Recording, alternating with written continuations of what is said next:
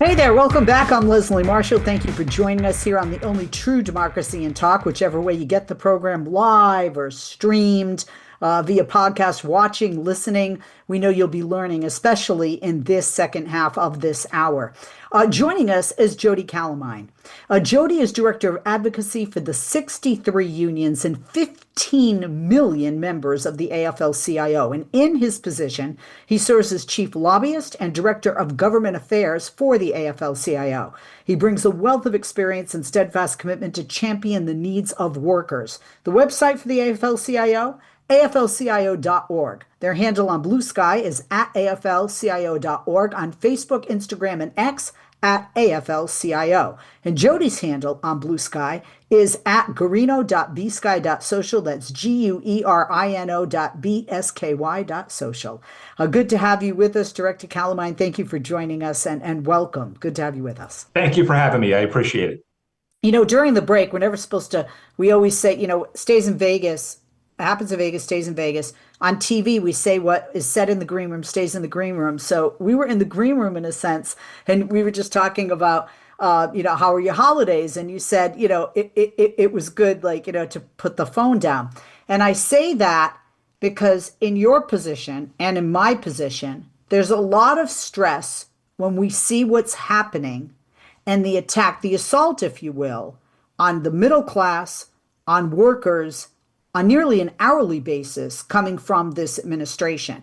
We've been through 1 year of the Trump administration, and now in the first year of his second term, and we look back and then we look at what's coming ahead of us down the pike. I think it's important to reflect, to look at a retrospect of the attacks on workers and how you guys at the AFL-CIO and the whole labor movement have fought back and what is coming next. Let's just take a look at this. During his first year in office, President Trump and his allies have been ruthlessly committed to turning the Project 2025 agenda into reality. Now, that's not Trump derangement syndrome. That is a fact. And they've done a lot. So let's talk about it. Let's talk about the union busting. Is it fair to say the biggest single act of union busting in the history of unions is an executive order to end collective bargaining rights for most of the federal employees? Do we just start with that? Yeah, you could. That's a very good place to start. You're exactly right. The single biggest act of union busting in American history, 1 million workers affected by this. That was this executive order that was signed back in March, very early in the administration. They went immediately after organized labor and the rights of workers. 1 million workers lost their right to bargain, and since then, a bunch of, hundreds of thousands have been having their contracts canceled. That is signed agreements between these workers and their employer. Trump has decided to simply rip up as part of his union busting efforts within the federal sector. And that's just the federal sector. There's a whole lot of union busting sort of undercurrents in the private sector. At the same time, he in the first week of his in office. What he did was he fired Gwen Wilcox, one of the members of the National Labor Relations. And he did that because he said in the email that was sent to her, he said, "You are disfavoring the interests of employers. In other words, you're not ruling on cases the way I want you to, against workers and for the boss." So it was a clear signal to the remaining judges up and down the line at the NLRB that if you want to keep your job, you better rule the way Donald Trump wants you to rule. And that is against unions, against workers, and for the boss. Destroying the independence of that agency for the time being while her case continues to pend. And not just against all of what you've listed. It's against our Constitution. It's against the separate but equal branches of government. It's against the way the United States was set up to run and the morality and ethics of this nation, or what should be the morality and ethics of this nation. Also, to your point, when you have that many people that lose their jobs, just let's look at in the government, in the federal government sector, it increases unemployment. It hurts the not only livelihood of those families, but then it's sort of like, well, what do they do if they can't pay their mortgage, right? They got to sell their houses. And then you have that deficit. You don't have enough people buying the real estate that's out there. And then what happens? The prices go up. In addition to that, then these people, a lot of them don't have health care. We've seen insurance premiums rise, and they will continue to rise, sadly, with the way things are going with this administration and the pushback from Republicans who are too fearful to stand up to this president. In addition to that, you have all the businesses that surround them that they were, part of that store that they purchased their coffee from on the corner, before they went to work. I mean, it's just a completely devastating rippling effect, a domino effect that goes beyond just those workers. And, a lot of these workers are vital to our government. They're not just numbers on a spreadsheet that Doge wanted to cut in order to say, hey, look, we cut cost, but at what cost? Let's talk about another cost, and that is the brutal assault on immigrants and communities throughout this nation. The immigration crackdown doesn't protect American workers. It's a broader attack. It divides immigrants and U.S. born workers, and that weakens solidarity in the labor movement, which is essential in the labor movement, isn't it? Yeah, I'm glad you put it that way because it's just another feature of the union buster in chief. This is an age-old tactic of the boss is to divide the workforce against itself. And it's clearly some of the most divisive, hateful rhetoric coming out of this administration is really designed to tear people apart, to tear at the social fabric of our country. And there's one thing, one lesson we've learned since the beginning of time, probably all the way back to the building of the pyramids. Workers are better off when they stand together and don't let the boss divide them.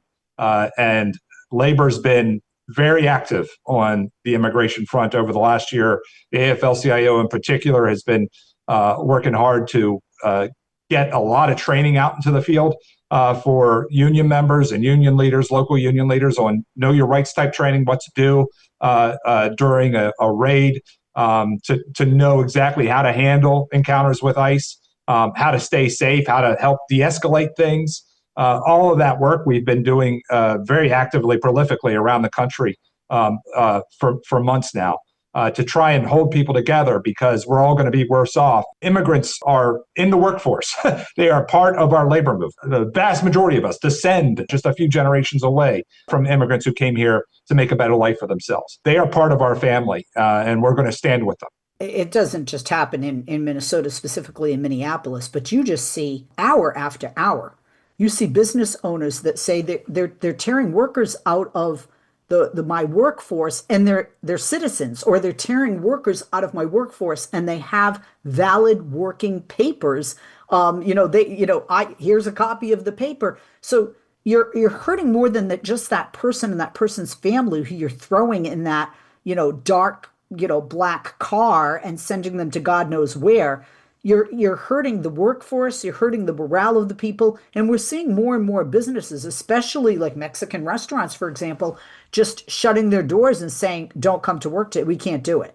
You know what I mean? We're going to have to close down business. So, Right. really, this assault on immigrants are people they perceive to be they are immigrants, obviously, if they're not born here, but they assume they're not a citizen because of their skin color or their accent or what they're doing for a job. It's really, really hurting so many. Again, this rippling effect.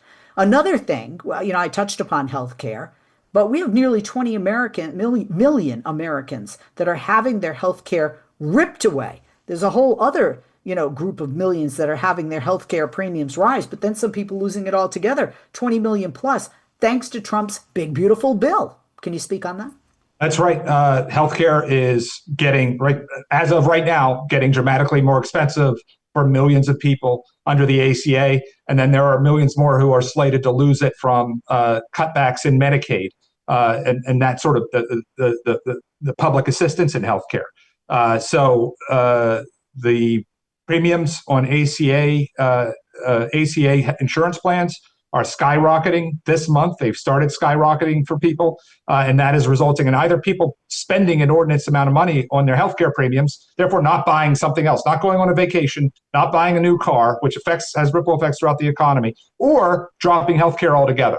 And we're seeing it especially in those states that did not expand Medicaid where there's a lot more people relying on these ACA tax credits, there are hundreds of thousands of people as we speak who are dropping their healthcare plans. So they will go without health insurance, and that will have an impact on the economy in general. It will raise premiums for everybody else. So he promised to lower prices. He's raising healthcare prices. He promised to create jobs. As soon as he got in, that Elon Musk off to cut jobs, hundreds of thousands of federal sector jobs. Yeah, he's single-handedly destroying all the gains in the manufacturing sector due to the infrastructure bill and the former administration under Joe Biden. We're going to take a quick break. We'll be back with you and our guest right after this. We are back. The we are me, Leslie Marshall, and Director of Advocacy for the AFL-CIO, Jody Calemine. Director Calemine, thank you for holding and welcome back. We're talking about what the Trump administration has done. And I want to touch upon a few more of those things before we get into the affordability promise or broken promise. The president in this administration specifically made billionaires richer. These are his buddies. These are his golfing buddies, his Mar-a-Lago party friends.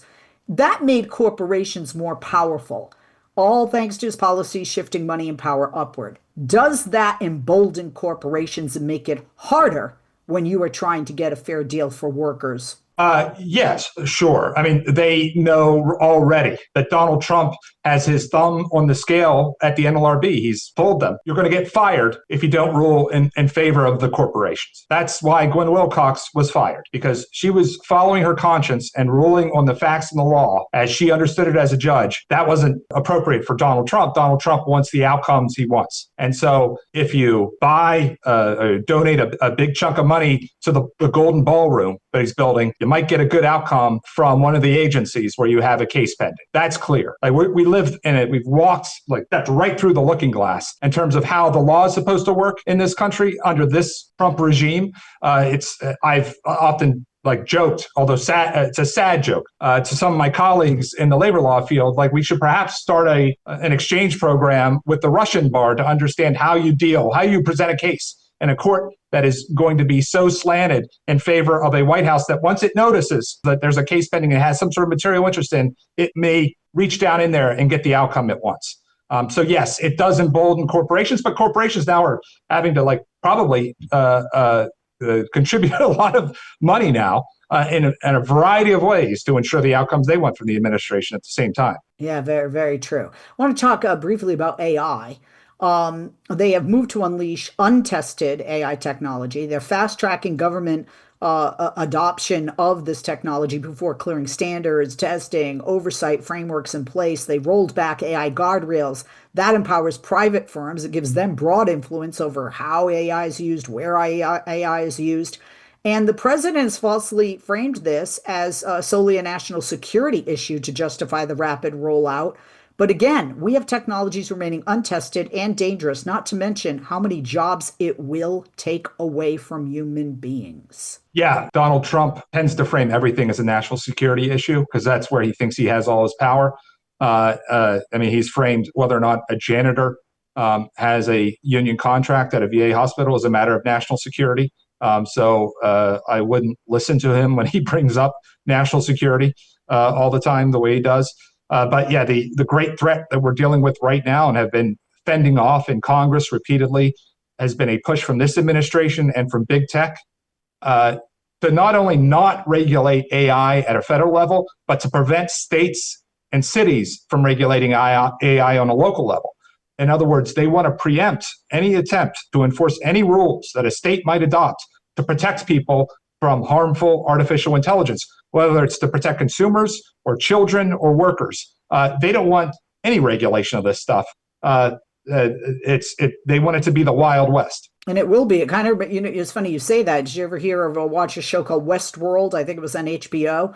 And there was a movie many years ago with Yul Brynner. That's what it reminds me of. It walks like it's a robot, looks like a person. But I don't know about you, but if I have a surgeon operating, I want a human. I don't want a robot. I don't want humans having a more difficult time getting jobs because robots are taking them.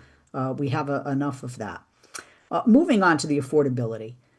President Trump promised to make America affordable again, even though he says affordability is something Democrats made up, right? It's this made up term.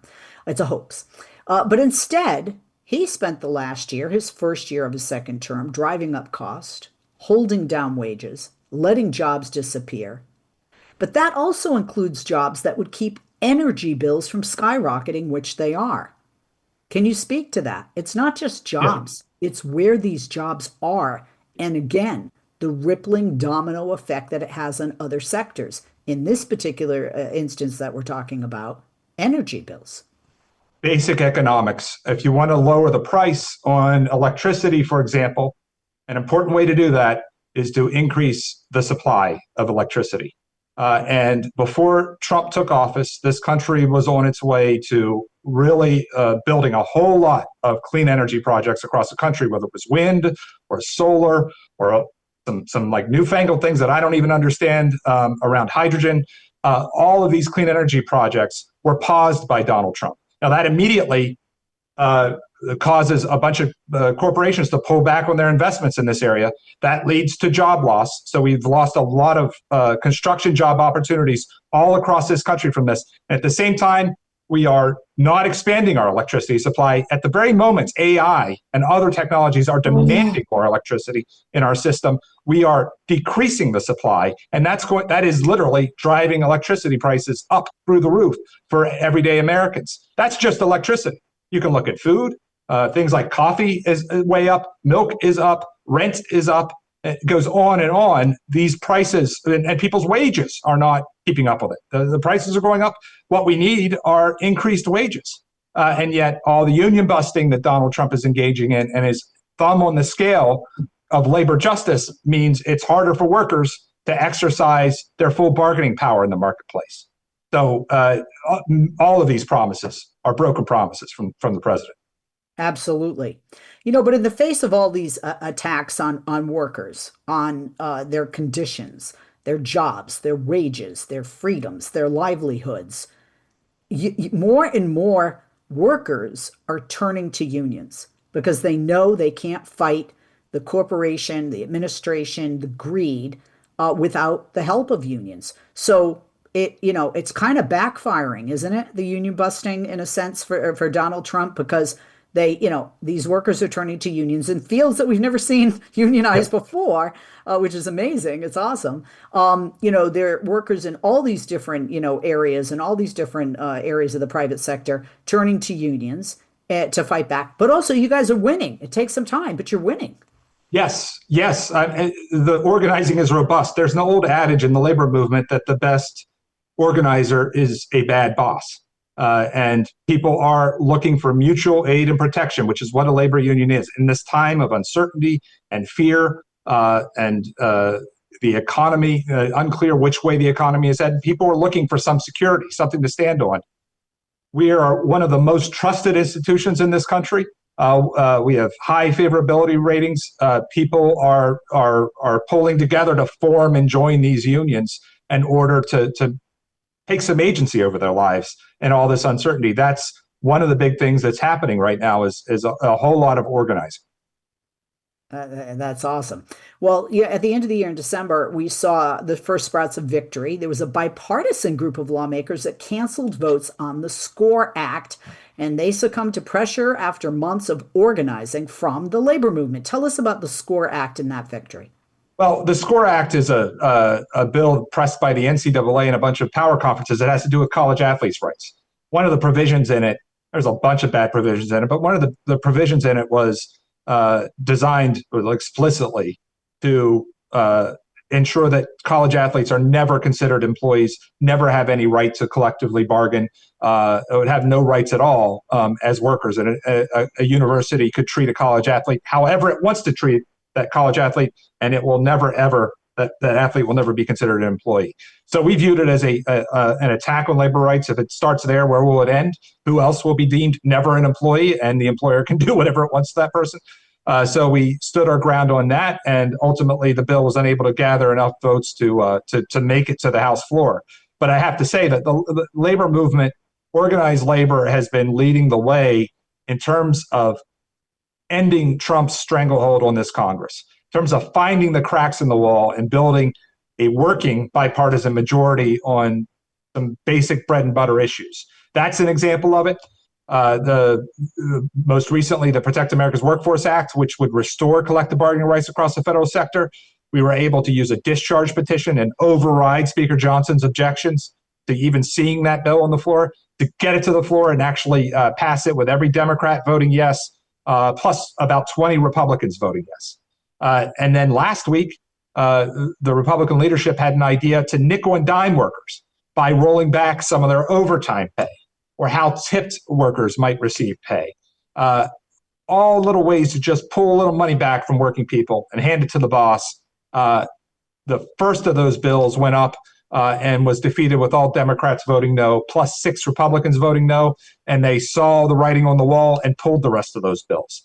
So a week that was slated to be a bunch of decimation of workers' wages, one bill after another, turned out they batted exactly 0 last week on that agenda.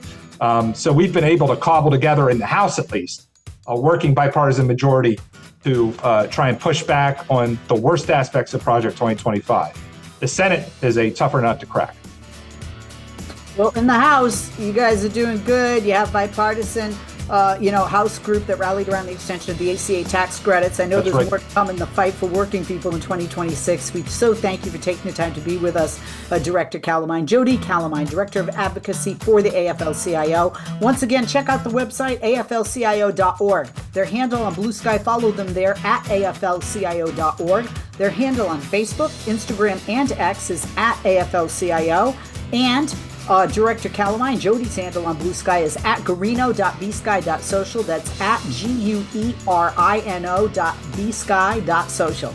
I'm Leslie Marshall. Enjoy the rest of your day and keep fighting, because you will win. It will take time, but you see what they're doing at AFL-CIO. They fight, they win. You can do it too. And this is why you need a union to protect you.